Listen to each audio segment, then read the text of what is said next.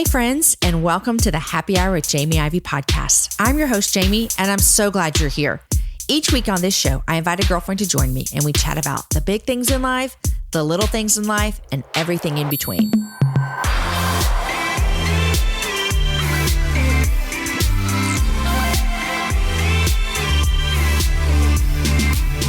Today's show is brought to you by Samaritan Ministries. Samaritan Ministries is a healthcare sharing ministry with over 250,000 Christians that care for one another's needs, from broken bones to cancer, pregnancies to organ transplants, all without the use of insurance. If you would like to learn about how you can be a part of this ministry, helping each other with healthcare, visit SamaritanMinistries.org. Hello, friends. Happy Wednesday. I hope that wherever you are right now, listening to the Happy Hour, that today's show is going to encourage you and inspire you and point you to Jesus. That's our hope with every show. And so I hope it happens today. I kind of know that it will. You know, I love seeing you guys listening to the show. I love knowing where you are, what you're doing. I'd love it if you tagged me on Instagram. Instagram is by far, hands down, my number one favorite social media app. Use the hashtag #TheHappyHourJamieIvey. Tag me in your story, share it on your post, share it on your story this week. And I'm going to pick one of you to send a special gift from our merch shop just for you, just for tagging the show, guys. I love seeing where you listen. I am a podcast junkie and listen to podcasts all the time. If I'm washing dishes, if I'm driving carpool, if I am going on a walk, I just love listening to podcasts. So show me where you're listening. Now, on to the show today is my new friend, Tarah-Lynn Saint-Elien. My assistant, Lindsay, met Tarah-Lynn last year while we were at the She Speaks conference.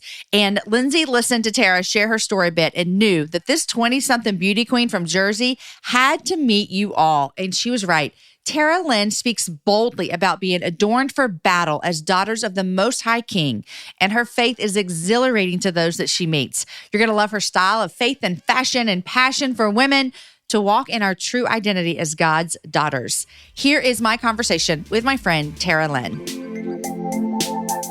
Tarah-Lynn, welcome to the Happy Hour. Hi, thank you so much for having me. I'm so glad you're here, all the way down from the great state of New Jersey. Yep, first time here. First time to Texas. Yeah. And your thoughts? I can't believe that it's raining. I know. Boo. Oh my gosh, yeah. I was really looking forward to some sun, but it's okay. Because are you having sun right now in Jersey? This is no, my mom was just telling me that it's raining over there too, so you can't get away from it. I know. It's like following me, I guess. Well, even if you have rain, I hope you get barbecue.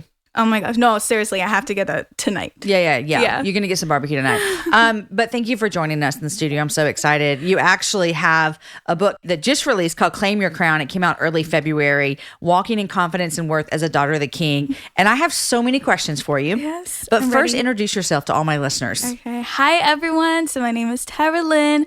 I am the creator of Adorned Armor, which is a faith and fashion platform that encourages and equips women to conquer life through fashion and faith.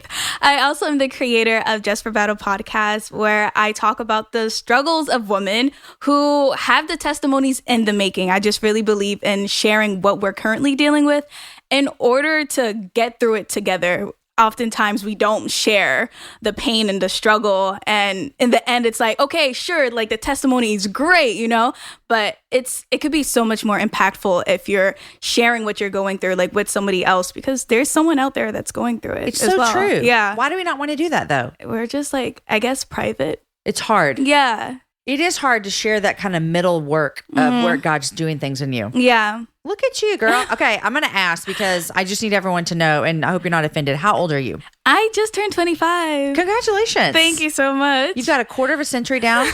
You're good to go. Okay, congratulations. You also, just because I need everyone to know, okay. Of course you're a fashion blogger because you look impeccably beautiful sitting over here across from me. But you also Miss Black New Jersey in 2018. Yes. How did you get into pageants? So, okay, well, I was in a time in my life where I couldn't get a job, and I was really confused because I was like, Jesus, like I did everything you needed me to do. Like, you know, you're in school, you're in college, and I graduated top of my class. I did all the fashion internships and everything. You have a master's degree. Yeah, that came way after, like, okay. But it was just like, God, like, why am I home? Like, it was really like such a struggle. But in that process, one, he showed me that he wanted me to be home to take care of my mother. Yeah. And also really just figure out what else is there like I would like to do? And I figured out like pageantry. I love dressing up. You had never done this before? I did one in college.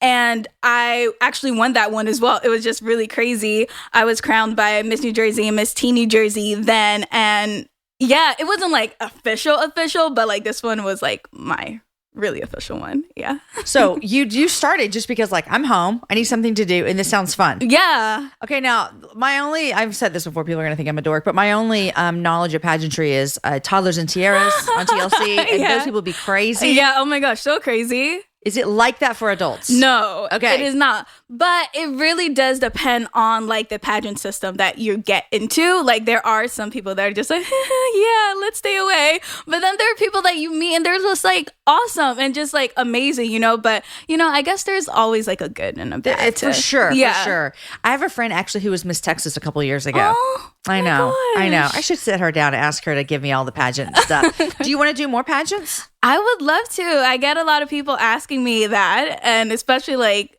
people saying like, oh, you should do like Haiti or something. I was like, I don't know. It was just more so just like, okay, God, what do you want me to do? Yeah. I know things are super hectic, but I do know that I genuinely love it. I enjoy it. Okay, I'm going to ask another dumb question about pageantry because this is new for me.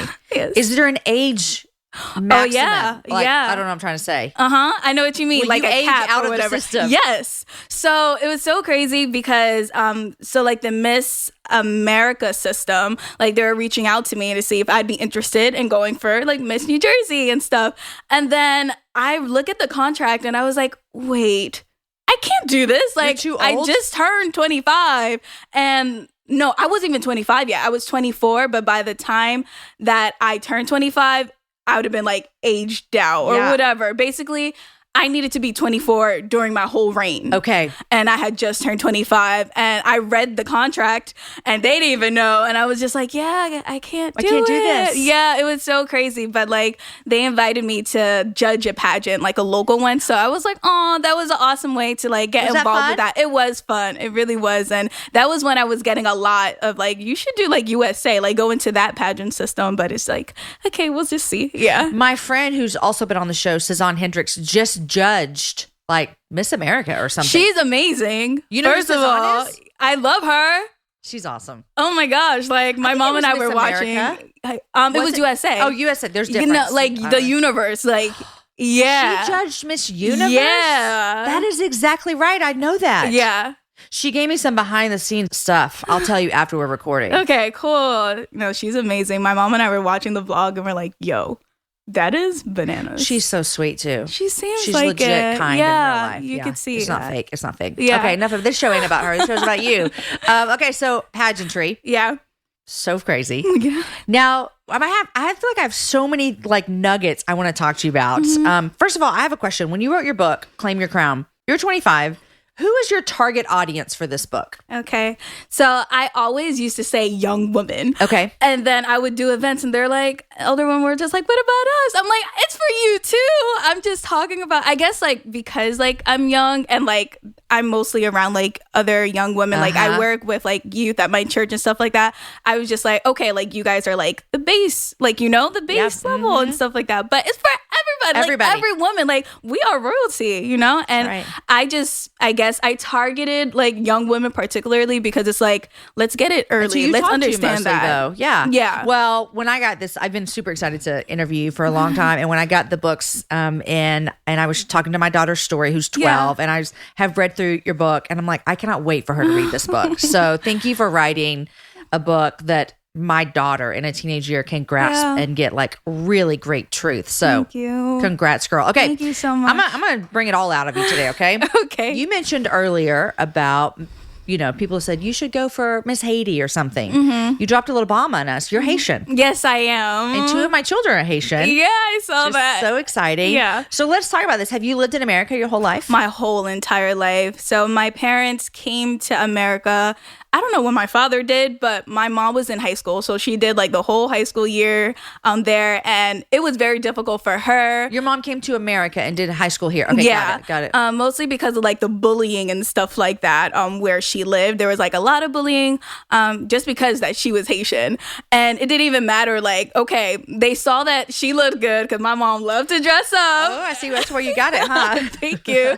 And she was also just like a great student. So like they would try to like use her for that. But like there was still like just a lot of racial tension for like no reason, honestly. And not even just with her, but like many of the Haitians in the community. And it was just like, what? And so I only saw a glimpse of that growing up. So Where did she grow up? So she lived in New Jersey So y'all been in New Jersey? Yeah. What do you call yourself? New Jerseyans? I guess. Okay. Like, we never y'all did. Are New Jerseyans. Jersey girls. Jersey girls. Okay. Yeah. And so her, like where her high school was just like a few towns away from where we live now.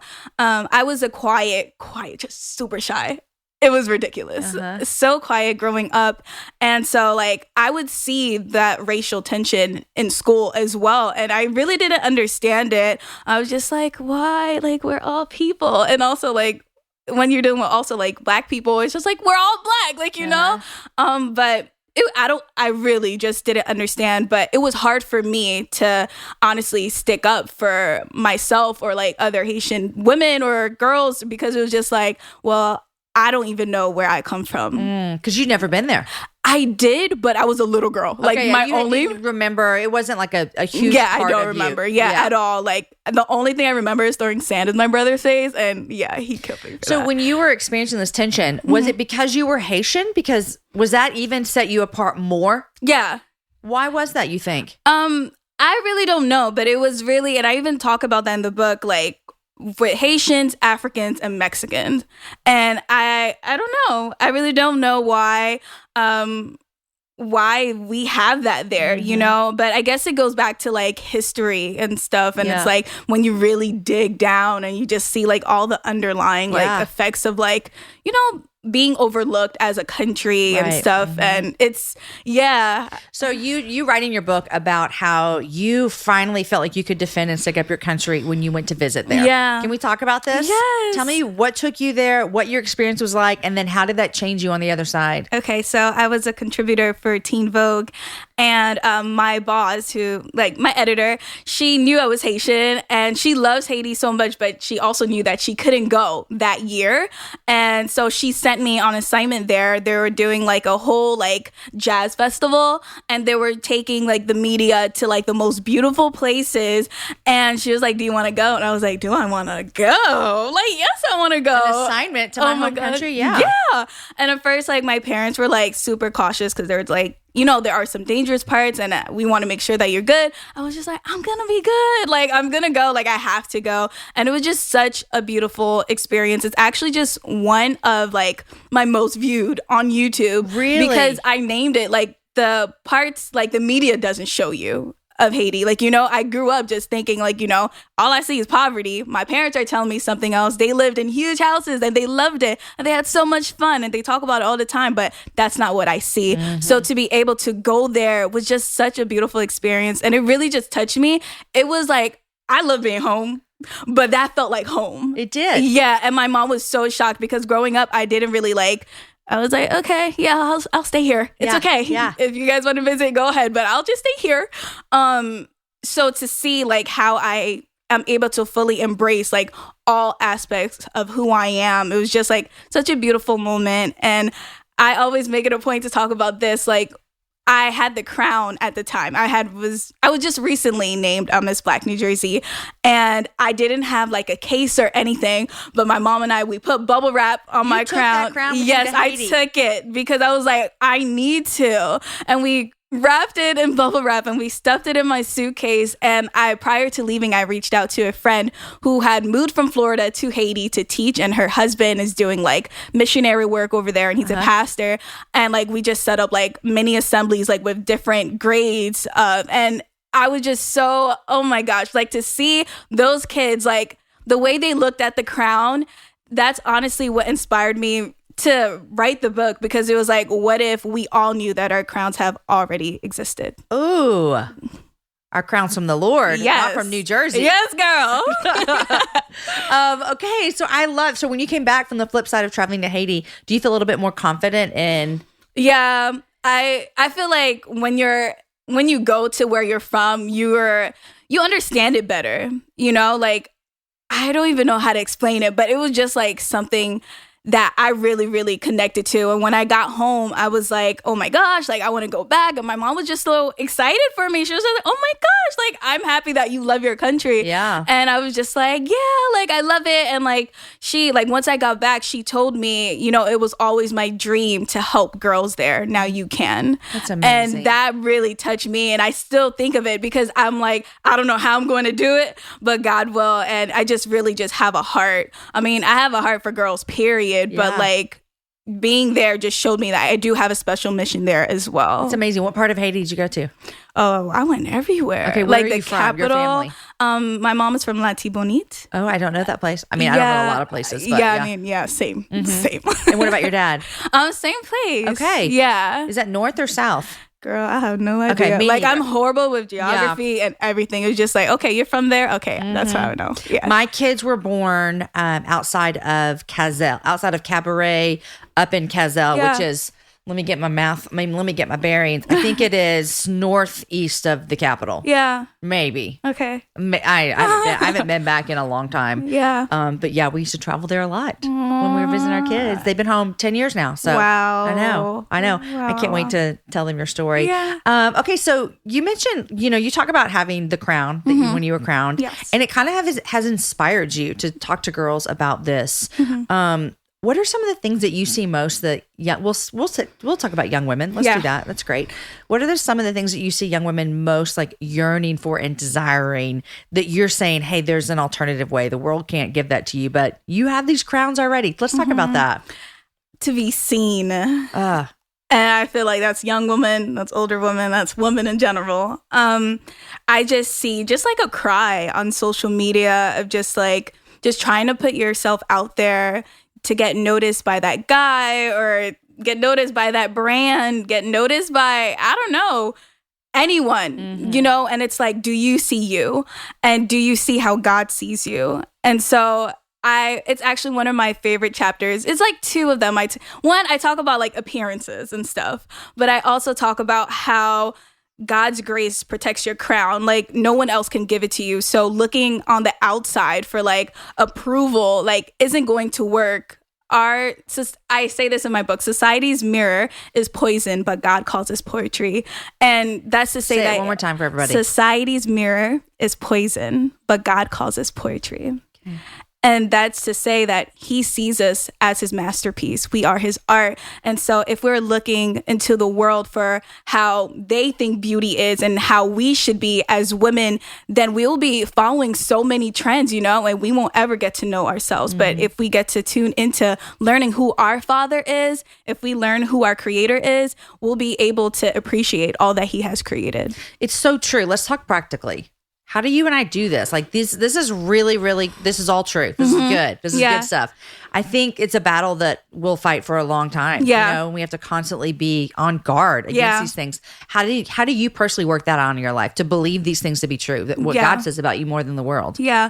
It's really, I would say maybe like 3 things. Surrounding yourself with people who believe in what God has called them to be.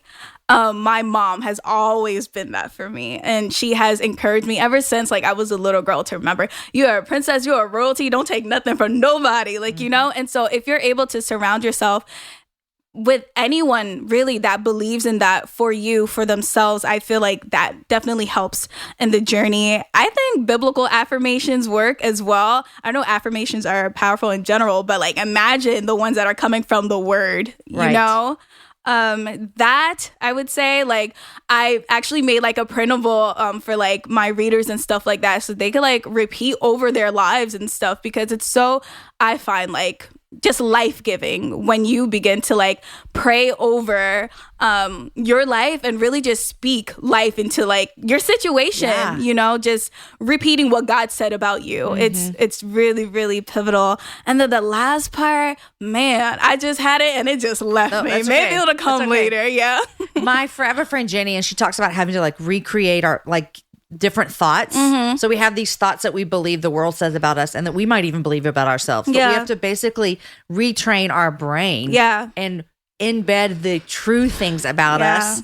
And I think it takes work. Yeah. You know, and I wonder if sometimes we don't want to put in the work. It's easier to believe the lies. Yeah, it is. It is. Like, it's, we could get lazy. We can get lazy. Yeah. And it's tiring too, because it's like an everyday process. And it's like sometimes you have to do it like every 5 minutes, or like, oh no, this is what God said about me. But it's like, okay, so what is going to be your trigger to remind yourself that? Have you found that's been more of a struggle for you in the fashion world and in pageant stuff?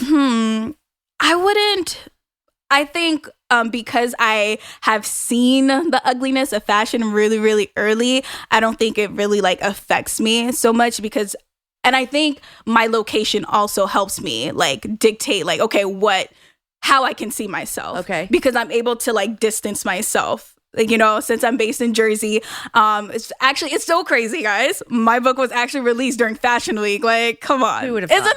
that just so crazy? But I think being able to like step back. Oh, that was my third point. What is it? You have to be able to detach yourself. So even if it means like taking a break from social media, maybe, okay, you don't want to follow that person that you're comparing yourself to, but maybe mute them. I was going to say mute is a new thing. It is it's not amazing. New anymore, but it's a good thing. Yeah, it really is. Like, and if that's what you have to do to help yourself, then do it, because seeing yourself in an unhealthy light, it really plays a role like on your health and just like your happiness. And you won't be able to find that true joy like in what the world is saying about you. I've muted people I actually know. Yeah. Like, these are my friends. Yeah. And they're doing nothing wrong. It's just I got to keep my heart in check. Yeah. And I care more about my heart than following them on Instagram. It's important. Yeah, it's important. Okay, so you feel a little detached from the fashion world, so you can look at it and see the ugly sides, and it's not affecting you as much. Yeah. Like, I love it, and it's beautiful, and I love meeting the people, and I love the shows, but it's like I'm happy that I am, where it's like I don't have to be too much involved. Like, I could step back and be able to be like, okay, Tara. Yeah.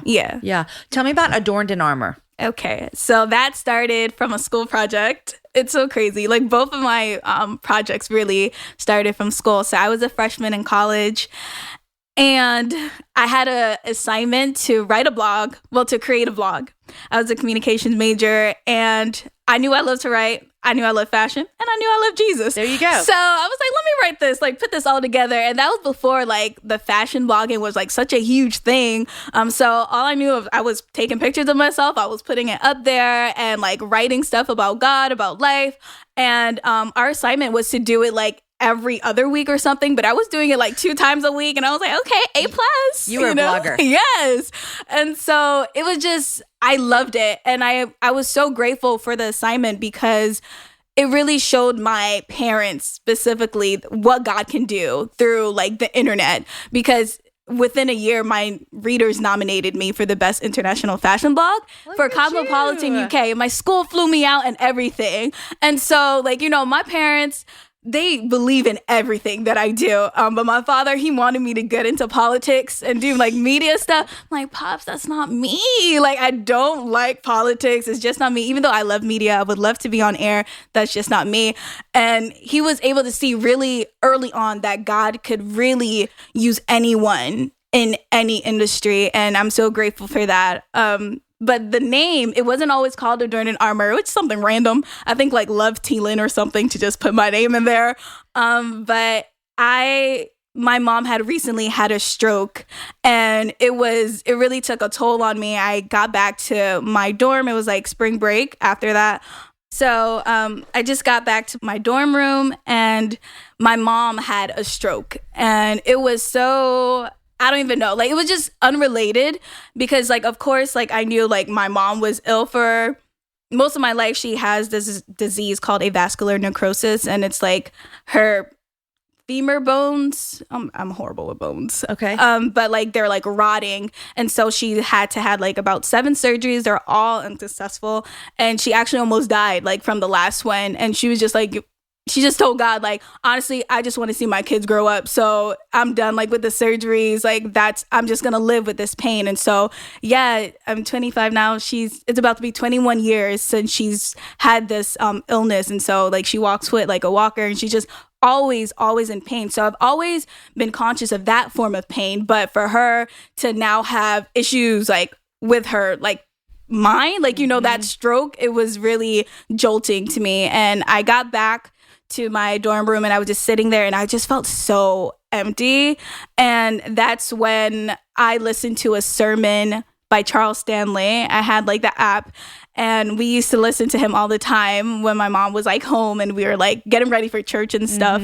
And he talked about putting on the full armor of God. Yeah. And I knew, of course, about spiritual warfare, but I never thought of it in that way. Yeah. My freshman year of college. And so literally as I was listening to it, God just literally dropped it in my spirit, like Adorned in Armor. I was thinking, I was like, I need a new name because I knew Love T-Lynn or whatever. It wasn't going to be my, and he literally told me Adorned in Armor. And it was just perfect because it's like, okay, we're dressing up for the battlefield, like spiritually, but we're also doing this fashionably, and I'm able to like help women do that. I love it so much. Thank you. Okay, let's talk about your mom. Yes.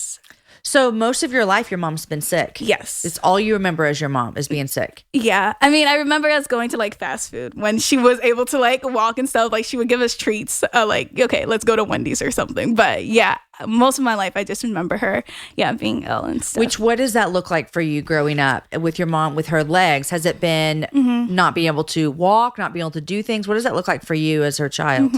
So she's very, very hard-headed. I tell her this all the time. She will do everything that any mother would do. She will cook, she will clean, she would get on her knees and do whatever she has to do, even though she is in like, so much pain. Like, it makes no sense. Doctors tell her she needs to be in bed, but she's just like, I got kids and I want to take care of them. And I told God, this is why I'm here. So this is what I'm going to do. Okay. And so she doesn't listen, but she has to put in extra effort, like, and so she's always in pain. So sometimes she goes without the walker in the house, but she always keeps it nearby her, like near her. But that's not to say like she's walking like there's no pain there, or like she's constantly like limping and she has like just so many issues and it's like a lot of pain. But like growing up, I knew my mom was sick, but I didn't like feel it so heavily because it's like we have so many people taking care of us. And even while she was like in the hospital, like we would see her and we didn't like really feel the void. It wasn't until like I got to, I guess, college or something like that. And I was like, I remember this moment.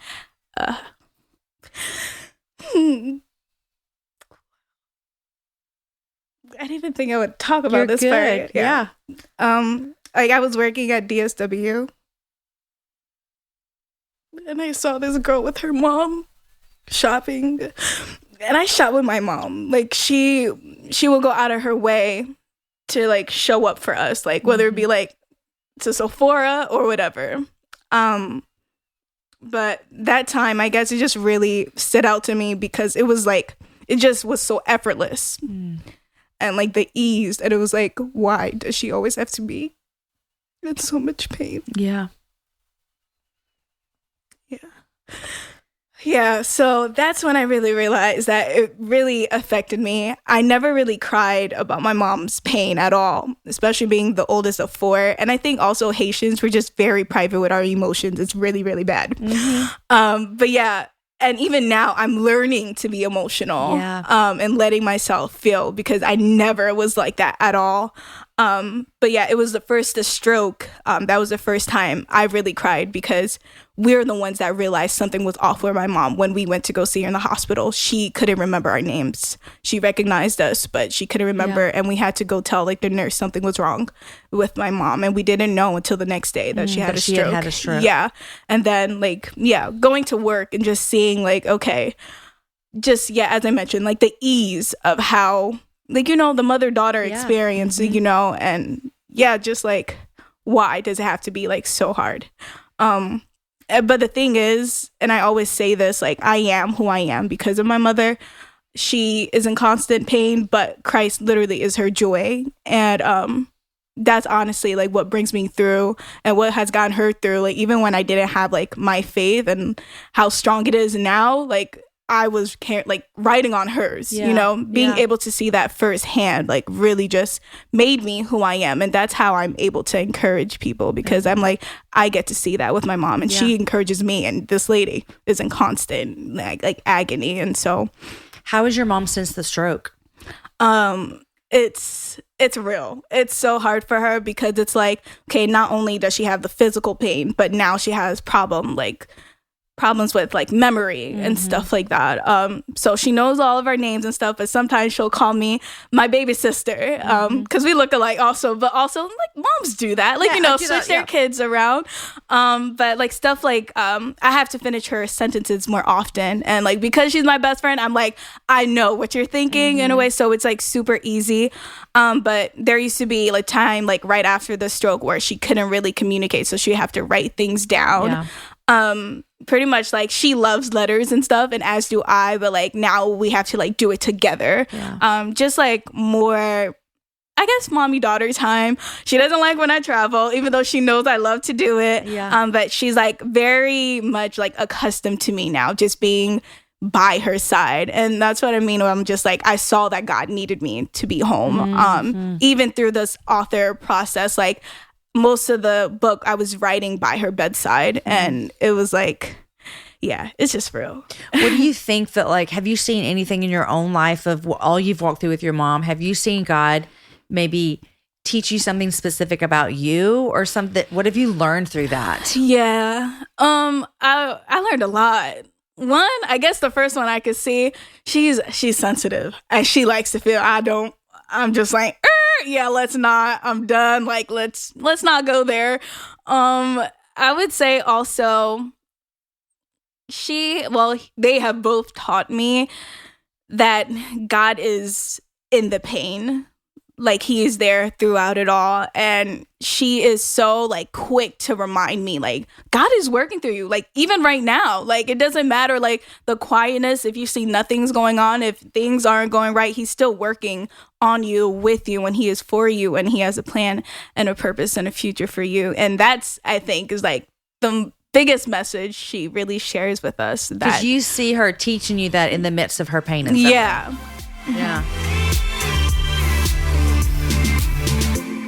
All right, friends, I know you're loving my conversation with Tarah-Lynn, but I want to break into the show for just a minute to thank our sponsors.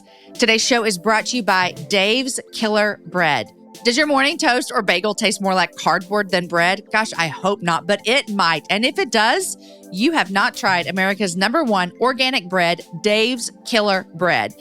Dave's Killer Bread is made with the highest quality organic and non-GMO ingredients. It's power-packed with whole grains, fiber, protein, and killer taste and texture.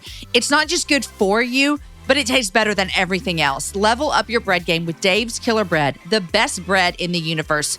You guys, this is my hands-down favorite bread. My boys take Dave's Killer Bread in their lunch every single day. They love it in the morning for toast. My personal favorite is the 21 whole grains and seed. I like that toasted, and then I like some mashed avocados on it, and then let's throw a runny egg on there that my husband made for me, and I'm in heaven. It's delicious because this bread doesn't get soggy and it has great flavor. Visit daveskillerbread.com to learn more and look for Dave's Killer Bread in the bread aisle of your local grocery store. That's daveskillerbread.com. Today's show is brought to you by Rothy's. You guys know I've mentioned how much I like my Rothy's. I've been eyeing their new Merino collection. This is a fresh spin on their Chelsea boot. I love the animal print because I love everything animal print right now, and I cannot wait to get my feet in these comfy, sustainable boots. Rothy's are the perfect everyday shoes for life on the go. They're stylish and comfortable, and they come in an ever-changing array of colors, prints, and patterns. They're also available in a range of styles like sneakers, loafers, points, and more. And because Rothy's are seamlessly knit using thread made from, listen to this, I'm not kidding, plastic water bottles, they're ultra comfortable as soon as you slip them on. You don't have to have that break-in period. There's also an added bonus to all of this is that Rothy's has diverted over 35 million water bottles from landfills already. That is amazing.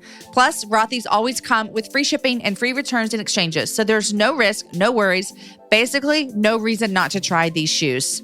Check out all the amazing styles available right now at rothys.com/Ivy. That's my last name, Ivey.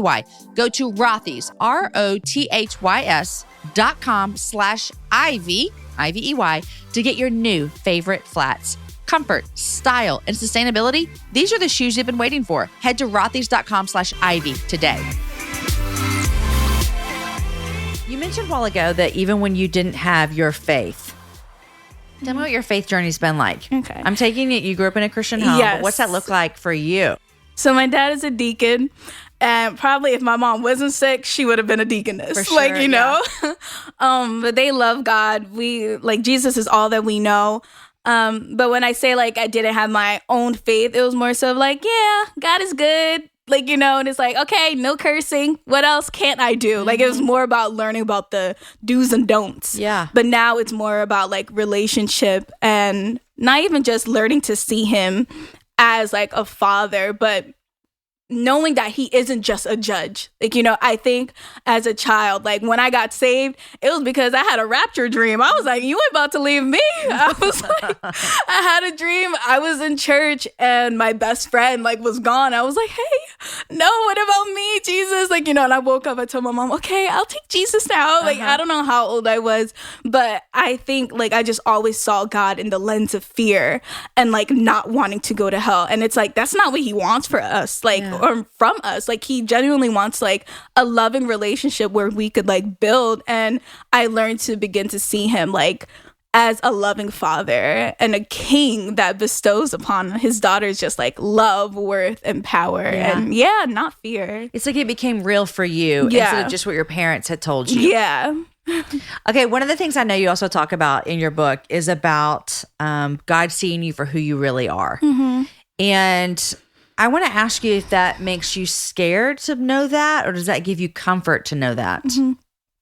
I think comfort, primarily because I think even now in this book process, it's like, I think in general, like you'll be really surprised about like the perspectives that people hold, and it's like, where are you getting this from? Like what? Twisted. Tell me what you mean. Like it could be like the closest people to you, just like, and they could like see what you're going through and yet have like their own perspective of you because they hold you to a certain standard. Okay. I don't even know how to explain it, but I'm just really seeing that it's so much like more important just leaning into like what God says about you and knowing that he knows your heart and that you don't have to prove yourself to anybody. Yeah, if you are a beautiful person, the world will see it, and he will allow his light to shine within you. Just because other people choose to see something else, that's their decision, God will use you in whatever area, and because he sees you, you should take comfort in knowing that he's got you, you know? Yeah. I know in the beginning I would say like it was scary at first because it's like, okay, he knows what I'm thinking. Okay, let me not think that. But he knows and he still loves us even with the ugly thoughts. Yeah.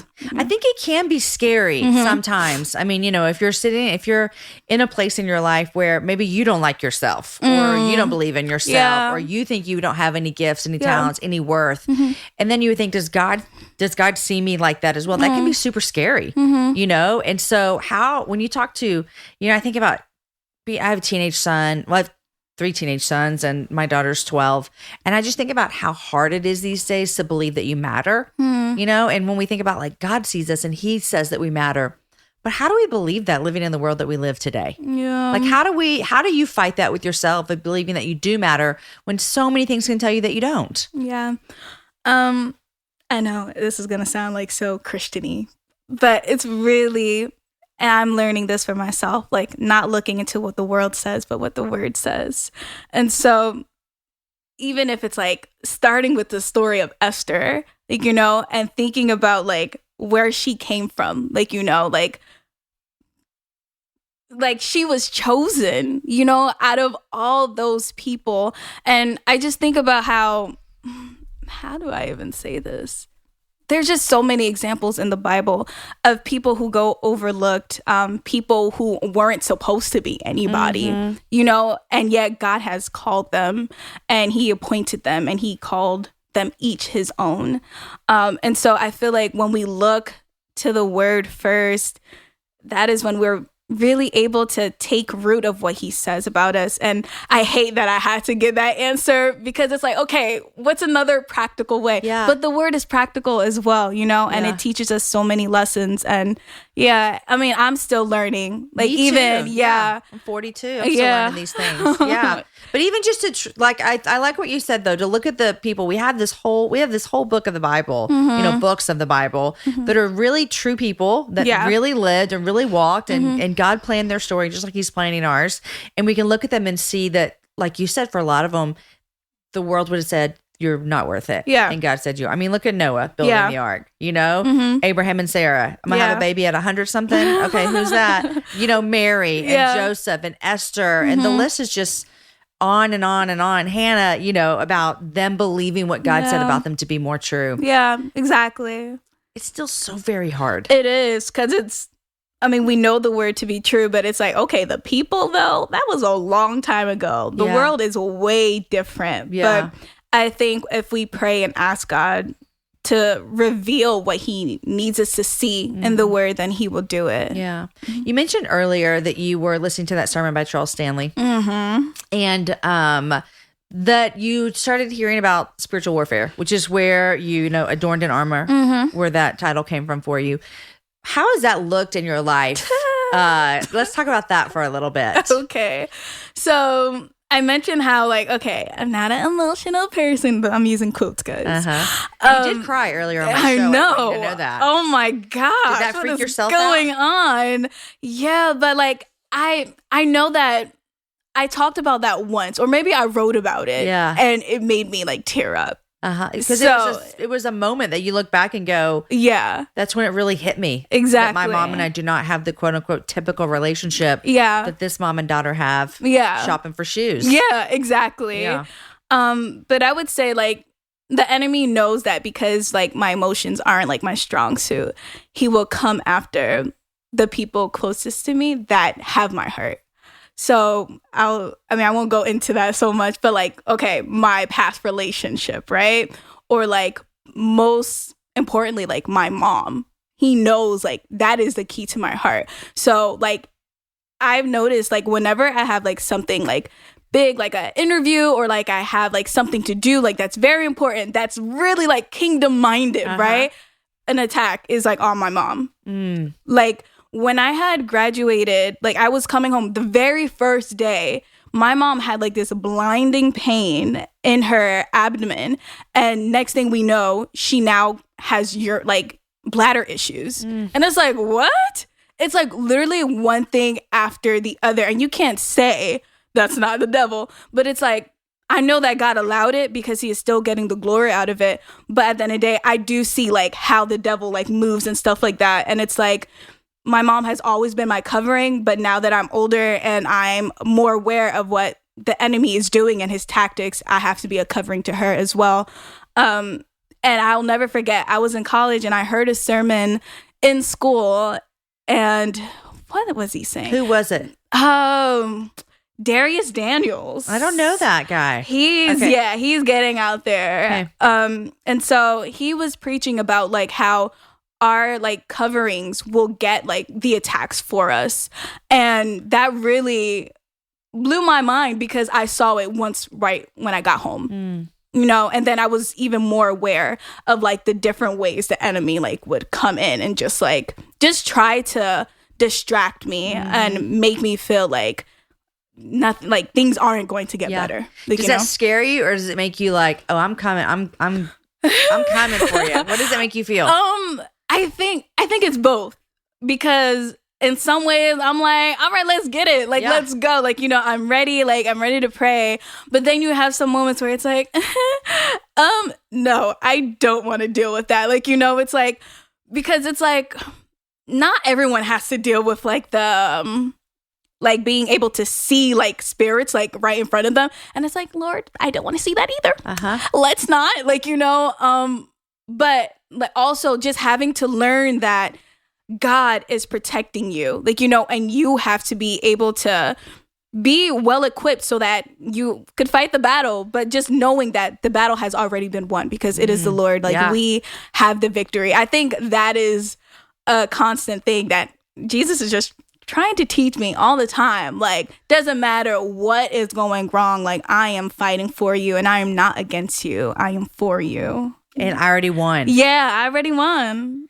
Which sometimes I don't know. Sometimes I can feel like, okay, that sounds awesome. You've already won. What do we need to do now? Like it just feels. Yeah. It can feel like, well, then why are we fighting this battle? Yeah, God? Exactly. If you won, then why am I still here? Can you come take care of this for us? Exactly. Which he's going to. Exactly. And I think that's where it's just like, okay, even though I'm fighting, that doesn't mean you should be left defenseless. Yeah. Like, how are you going to armor up for this battle and stuff? Like, I am in the front and I'm carrying you. And I won. But that doesn't mean that you could sit in the sidelines and just like, because honestly, sitting in the sidelines, that you are more susceptible to more attacks, if you're not fighting on the right side. Okay, I can't help but ask you this. We've been doing this special series called Your Last Decade. And when I hear your story, I'm like, man, from 15 to 25, you've accomplished and had a lot of things happen in life. You graduated college, got your master's, Miss Black New Jersey, 2018, traveled to your home country, wrote for Teen Vogue, all of these things. I mean, you released a first book. What do you want your life to be? What do you look forward to? What do you think? You're just killing it with your ministry and what you're doing. And I'm so proud of you for, capturing what you want to do at 25 and really doing everything for the glory of God from what I can tell and what I've known you, for the last 30 minutes. But what does that look like for you in the next 10, 20, 15 years? Mm-hmm. So by then, I would love to have a husband and kids. Okay. Yes. Do you have a significant other right now? It's none of my business. I can't believe I asked you that in the microphone. No, it's okay. It's okay. I don't. Like, Uh-oh. Like, Wait, you might, but he's going to hear this and be like, girl, I thought we had something. Don't listen to this. No. I wouldn't. I feel like I put you in a squirmy situation. No. You're good. Don't worry. Most men don't listen to my show, so he'll never hear it. Okay. So like, I say no just because it's like, okay, we're not together or stuff. But like, I'm just watching to see how God is moving. Okay. That's if you need any advice, girl, you just come to me. I'll be like your big sister. Thank you. I need it. Big sister over here. Thank you. So yeah, definitely I want to be married by then. Have kids. I would love 4 kids. My mom had 4. You have 4, right? Yeah, my mom had 4. And you're the oldest. I'm the oldest. I love it. Sometimes I have 4 as well, and sometimes my kids will only say like 2, and I'm like, oh, this is too rough for y'all, right? Like, you don't want to repeat this. Okay, married, kids. What do you want to? What do you see yourself doing for the Lord? I would love to travel the world.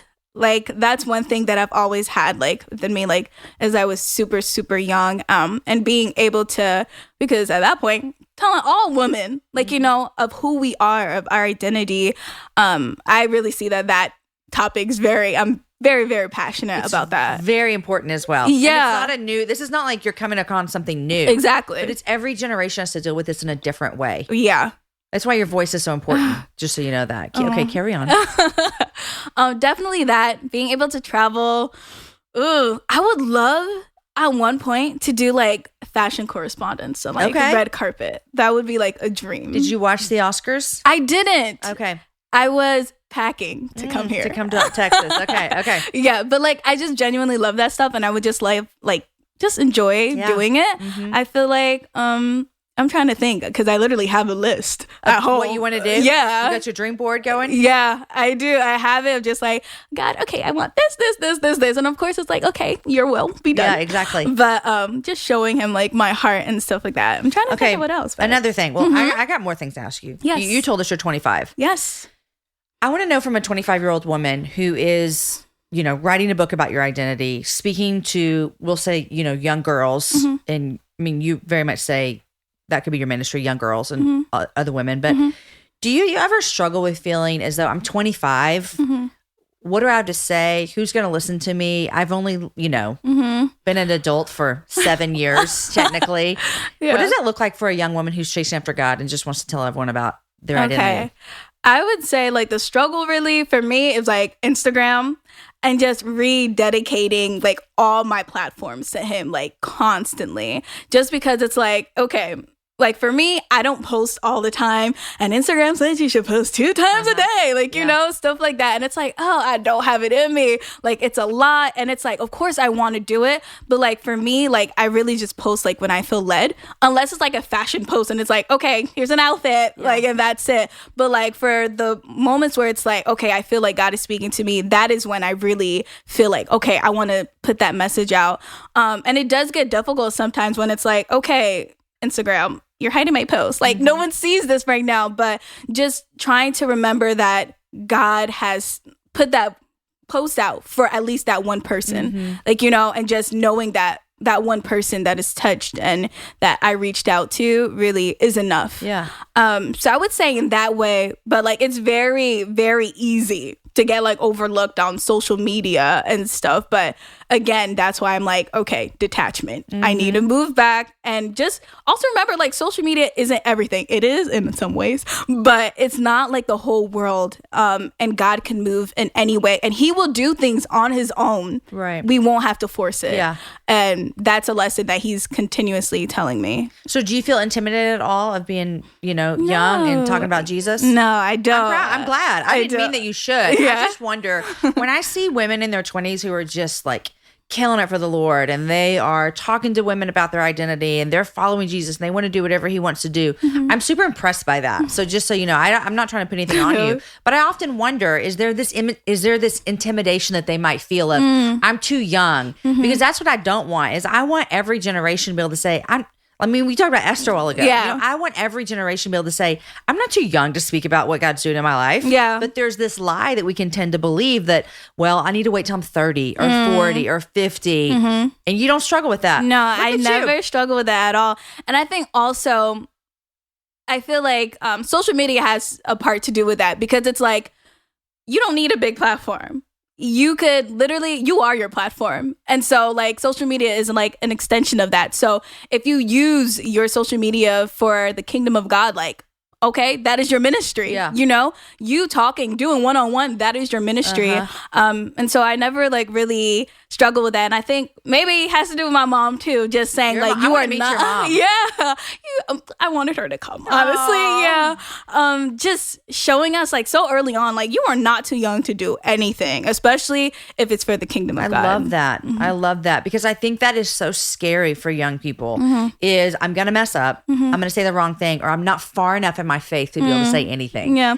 And I think that's how the devil keeps a lot of people silent. Yeah. I feel like also like what is such a struggle is like, okay, it's hard to find other believers like really that have the same like mindset of like as you. Like most of the time, like you just see people of the world and it's like, okay, but where are my people? Yeah. Like, you know, so I feel like that really would be like a struggle for like the generation to come and stuff. Yeah. Well, I'm glad that you are speaking into young women's lives. I really am. And I'm glad you're going to be speaking into my daughter's life when I give her your book that you signed for her. I'm so happy. Okay, we'll end every show asking people what they're loving and what they're reading. Friends, one of my favorite segments of the show, which is What Are You Loving and What Are You Reading, is brought to you today by Oniko 2087. Book your next getaway to the stunning white beaches of Riviera Maya and immerse yourself in a one-of-a-kind experience. Oniko 2087 Hotel Riviera Maya is the aspirational, adults-only, all-inclusive hotel situated south of Playa del Carmen. Discover and embrace contemporary Mexico face-to-face and share in a passion for the region defined by relaxed luxury and cultural immersion. Dining at Oniko 2087 is a multi-sensory adventure, which sounds so amazing.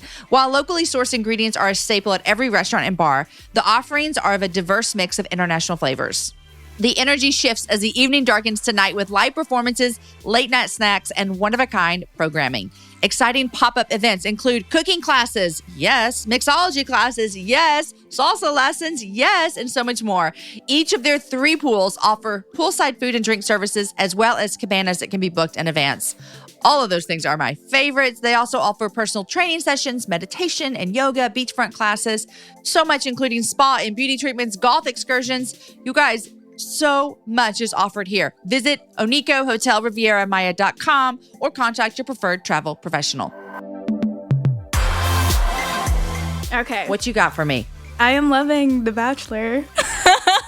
Did I read it's your first season to watch? Yeah, it's my first season. Congrats.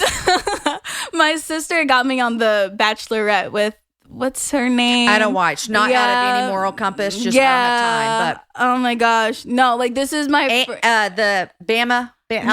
Hannah. So that was like my first season. And it's crazy because I don't even watch TV, but I'm being really intentional with spending time with people. So I'm like, okay, I could do this Monday nights. If the people are watching The Bachelor, you're going to be there. So like just spending time like with friends in that way, because it's really, you could get really holed up in your space just like working like, you know, as an entrepreneur. And it's like, okay, it's time to come out now. Like, you know, and not just for events, but like for personal like moments, you know, let's watch something dumb or something, you know, like. So this is Peter. Yeah.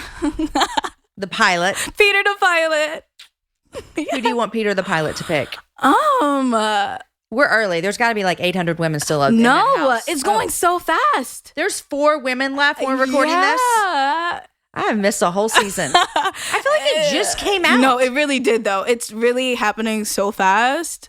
Oh my gosh, they say that all the time. It came out in January, and January was really long, so we missed a lot of what happened. Yeah. January went on forever.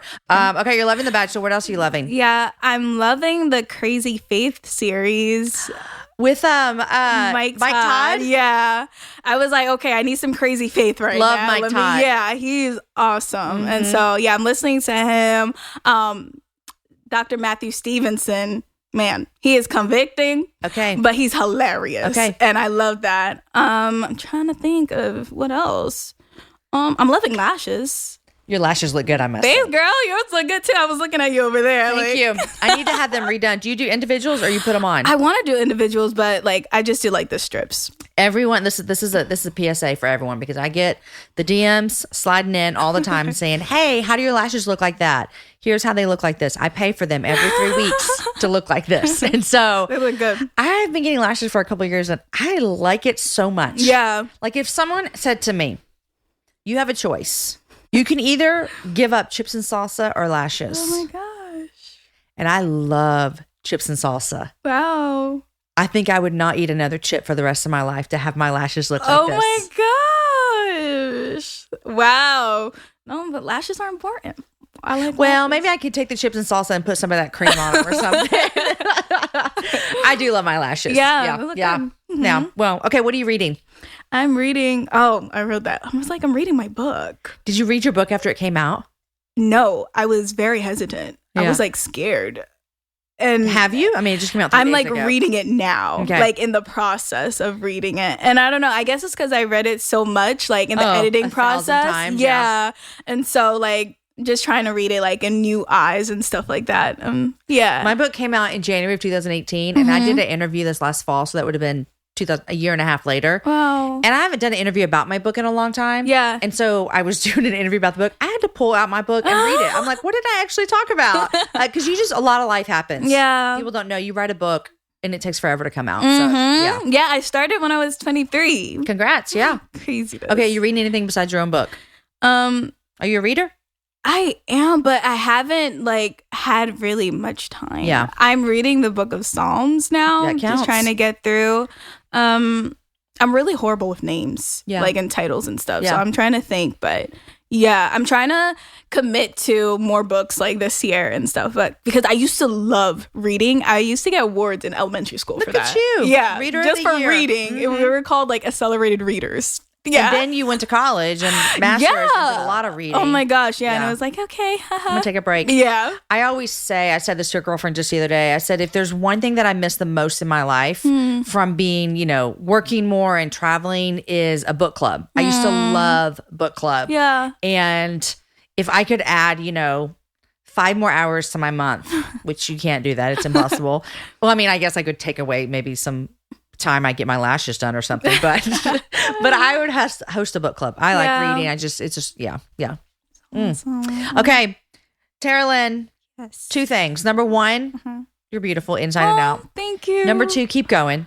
Thank Us you. 40-year-olds are cheering you 20-year-olds on like crazy. So that's what I want to say to you. And thanks for coming to Austin. Thank you so much for having me. Seriously, means the world. Thanks for sharing your story. Thanks for encouraging girls and women alike to really know where their true identity comes from, because this is a message that never gets old. Yeah. We need this message all the time. And so thank you for putting your heart out there and for doing that for us. Thank you.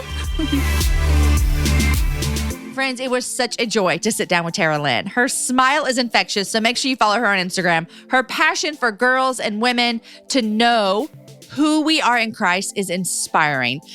I love that she was able to come into my studio and sit down with us. And I was really, really, really inspired by her vulnerability with sharing some of the moments of loss that she's felt in caring for her incredible mom throughout her sickness. What a faith-filled mom that she has. You guys, you know all the links for all the ways to connect with Tarah-Lynn are going to be on my webpage, jamieivy.com. Check those out for any information that you want from today's show. Today's show was edited by Chris with Podshaper, and the music was developed for the show by Matt Graham. Show notes are written by Aki Slockers, and the whole thing is organized by Lindsay Sweeney. Next week, you guys, I have such a great show for you. I have had the joy of sharing with you a woman who has been sort of a spiritual mother to me over the past 15 years. Her name is Nancy Mattingly. We met when my oldest, who is 16 now, was about a year old. So we met about 15 years ago when my son, Caden, and I were traveling with Aaron and his band. It was called Spur 58 at the time. During the summer, when they used to do camps all the time, we met Nancy at a camp. She is a friend of mine who will send me prayers that she's praying for me. She listens to the happy hour and tells me all the things she loves about each show. Her and her family walked through and continue to carry with them the loss of their oldest son, Kyle, whose death by suicide has been a marker of God's faithfulness to her in her life. Our interview was so special and tender to me. I'm honored to be able to share her story with you and her story of her son, Kyle, his life. That is going to be here for you next week. Guys, enjoy your week. Share the show with a girlfriend. Tag me on Instagram and I'll send you some merch. Have a happy hour with a friend, and we'll see you back here next week with my friend, Nancy Mattingly.